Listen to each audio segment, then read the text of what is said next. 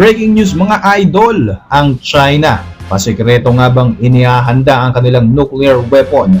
Samantala, sinabi naman ng Japan na naghahanda na di umano ang China sa plano nitong pagsakop sa Taiwan.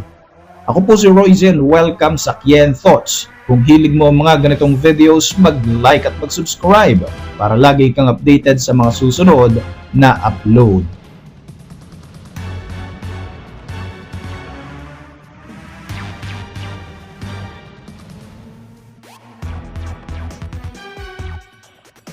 Sinabi ng Japan na naghahanda na di umano ang China para sa plano nitong pag-atake at pagsakop sa Taiwan.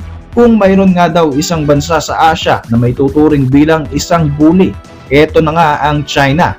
Halos lahat kasi ng mga karatig na bansa ng China ay tila ba naging kaalitan na nito. Simple lamang ang strategy ng Beijing. Aangkinin ang mga teritoryong ibinabase lamang nila sa kanilang one-sided history at magpapakita ng military aggression para naman i-intimidate ang kanilang kaalitang bansa. Ganito nga ang nangyayari sa kasalukuyan. Isa nga sa mga nakaranas ng pinakabagong pangbubuli ng China ay ang Pilipinas sa South China Sea. Isa sa mga rason kung bakit nagagawa ito ng China ay dahil sa isa itong economic and military giant sa buong mundo. Gamit ang kanilang mga barko at mga patrol boats, hinaharas nila ang ibang mga bansa upang gawin ang kanilang pag-angkin sa iba't ibang mga teritoryo. Ang Taiwan ay isa sa mga nakakaranas ngayon ng threat ng Chinese invasion. Maging ang mga Western Navy na dumadaan lamang sa rehiyon ay tinatakot din nila. Kamakailan nga lamang ay nilabag ng Chinese aircraft ang South Korea Defense Zone, kaya naman agad na nagliparan ang mga fighter jets mula sa South Korea at Japan upang kumprontahin ito. Matapos nga ang mga ganitong gawain ng China, nagsimula na ang Japan sa kanilang anti-China military drills. Naalarma ang Japanese government sa aggressive behavior ng China kontra sa Taiwan ito lamang November. Ang isla ng Yonaguni ay nasa 100 km east of Taiwan, samantalang ang uninhabited Senkaku Island ay malapit lamang dito. Ang mga teritoryong ito ay disputed territory ng Japan at China. Nangangamba ang Tokyo na kung sakaling sakupin ng Beijing ang Taiwan, siguradong magiging interesado ang Beijing sa mga isla ng Senkaku at Yonaguni. There is a significant increase in military activity, particularly by China and Russia, in the East China Sea, South China Sea, and Western Pacific.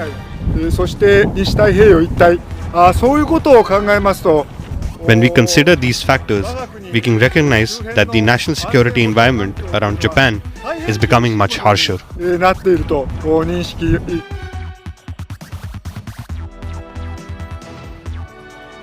Itong dahilan kaya naman naghahanda na ang Japan na ipagtanggol ang kanilang Western Islands sakaling maisipan ng China na angkinin na rin ito. Sa nakalipas na 3 linggo, nagsasagawa ng large-scale military drills ang Japan sa mga Western Islands nito na tinawag nilang military exercises para itaboy ang mga magtatangkang angkinin ang kanilang teritoryo at ang kanilang main focus ay ang Chinese military giant. Nagsasagawa ng mga assault training ang mga Japanese troops at nagdadagdag na rin sila ng mga strategic military vehicle na makakatulong sa kanila sa hinaharap. Maging ang mga sundalo ay naghahanda na rin ng mga strategic position sakaling magaganap nga ang kanilang pinangangambahang Chinese invasion. Bukod dito, mayroon ding air support na nakaabang sakaling kakailanganin ng backup ng kanilang ground troops.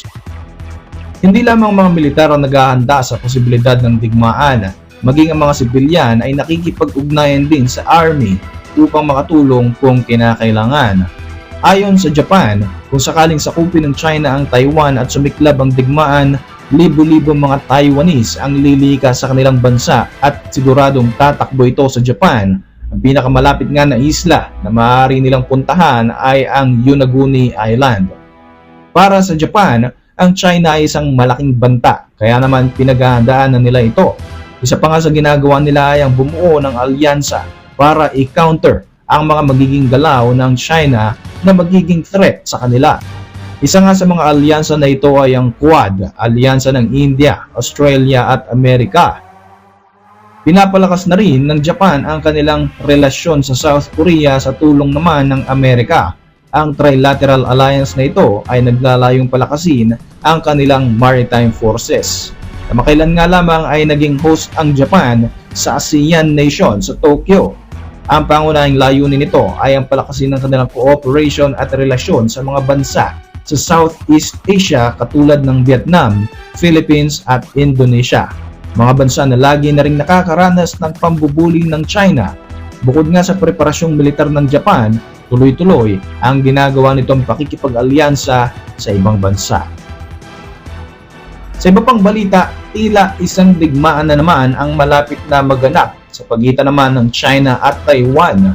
Naalarma ang marami sa panibagong hakbang na tila ba isinasagawa ng China kung saan may espekulasyon na in-reactivate nito ang isang secret nuclear test facility sa Lop North side. Sa lugar na ito unang nag-conduct ng inaugural atomic bomb test ang China noong October 1964 at matatagpuan ito sa remote northwestern province ng Xinjiang. Base sa analysis mula sa satellite image ng Maxar Technology, lumalabas na may posibilidad na mag-conduct ng nuclear test o simulation with chemical explosives ang China sa hinaharap. Lumalabas na mula 2017 hanggang 2023 ay may malalaking upgrade at development sa facility na ito. Agad namang itinanggi ng China ang report na ito mula sa New York Times at sinabing nagpapakalat lamang ang naturang publication ng nuclear threat hysteria sa publiko.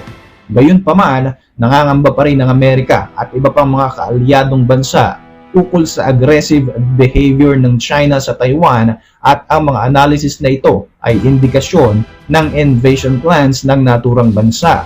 Matatandaan na binantaan ni Xi Jinping na i-occupy nito ang Taiwan kahit pangaraw gumamit ito ng puwersa dahil kiniklaim nito na ang Taiwan ay bahagi ng China. Sa pakikipag-usap ng Chinese President kay US President Joe Biden sa nakalipas na summit sa San Francisco, California noong November, sinabi ni Xi Jinping na plano ng Beijing na i-reunify ang Taiwan sa mainland China, subalit hindi pa nila napapagdesisyonan kung kailan ito isa sa katuparan. Sa mga nakalipas na araw ay mas lalo pang tumataas ang tensyon sa pagitan ng Taiwan at China dahil sa geopolitical conflict. Mas tumataas din ang mga military activities ng China malapit sa Taiwan, kabilang na nga ang sinagawa nitong excursion sa Air Defense Identification Zone ng Taiwan. Para sa inyong mga reaksyon, mag-iwan lang ng komento sa ibaba ng video na ito. At para manatiling updated sa ating mga susunod na upload, siguruhing mag-subscribe. Like mo na rin ang ating mga videos bilang suporta. Muli, ako po si Royzy at maraming salamat sa patuloy na pagsubaybay sa ating channel.